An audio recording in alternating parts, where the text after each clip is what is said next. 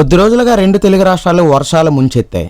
భారీ వర్షాలు వరదలతో చాలా ప్రాంతాలు 4 రోజుల నుంచి నీళ్లలోనే ఉన్నాయి. బాధితులకు సహాయం చేయడానికి ప్రభుత్వాలతో పాటు రాజకీయ పార్టీలకు చెందిన కార్యకర్తలు, స్వచ్ఛంద సేవా సంస్థలు, ప్రజలు స్వచ్ఛందంగా తరలివచ్చి సాయం చేస్తున్నారు. డ్రోన్ల ద్వారా బాధితులకు ఆహారం, పాలు, బిస్కెట్లు లాంటివి పంపిస్తున్నారు. ఇలాంటి సమయంలో తెలుగు సినీ పరిశ్రమకు చెందిన అగ్ర హీరోలంతా భారీగా విరాళాలు ప్రకటించారు. జూనియర్ ఎన్టీఆర్, చిరంజీవి, మహేష్ బాబు, బాలకృష్ణ, సిద్ధు జొన్నలగడ్డ, విశ్వక్సేన్, త్రివిక్రమ్ శ్రీనివాస్, అశ్విని దత్, వెంకీ అట్లూరి, నాగవంశీ, చిన్నబాబు లాంటి వారంతా తెలుగు రాష్ట్రాల ముఖ్యమంత్రుల సహాయ నిధికి విరాళాలు ఇచ్చారు. ఇంతవరకు బాగానే ఉంది. కానీ తెలుగులో స్టార్ హీరోయిన్లుగా చలామణి అవుతున్న వారికి తెలుగు ప్రజలను ఆదుకోవడానికి మనసు రావడం లేదా అనే ప్రశ్న అందరిలో తలెత్తుతోంది. సమంత, నయనతార, త్రిష, రష్మిక, అనుష్క, పూజా హెగ్డే, శ్రీలీల, కాజల్ అగర్వాల్, తమన్నా, కీర్తి సురేష్, శృతి హాసన్, అనుపమ పరమేశ్వరన్, సంయుక్త మేనన్, నిధి అగర్వాల్, మృణాల్ ఠాకూర్, జాన్వీ కపూర్, కియారా అద్వానీ, రాశి ఖన్నా ఇలాంటి హీరోయిన్లంతా తెలుగు సినిమాల ద్వారా కోట్ల రూపాయల పారితోషికాన్ని తీసుకొని మూట కట్టుకొని దాచుకున్నారు. అందులో నుంచి ఎంతో కొంత తమకు తోచిన రీతిలో వరద బాధితులకు సహాయం చేయడానికి మనసు రావడం లేదా అంటూ నెటిజన్లు ప్రశ్నిస్తున్నారు. ఇదిలా ఉంటే తెలుగు అమ్మాయి అనన్య నాగల్ల మాత్రం రెండు రాష్ట్రాల ముఖ్యమంత్రుల సహాయ నిధికి చెరో 2.5 లక్షల రూపాయల చొప్పున పంపించింది. హీరోయిన్ గా నిలదొక్కునే ప్రయత్నం చేస్తున్న అనన్య చేసిన మంచి పనిని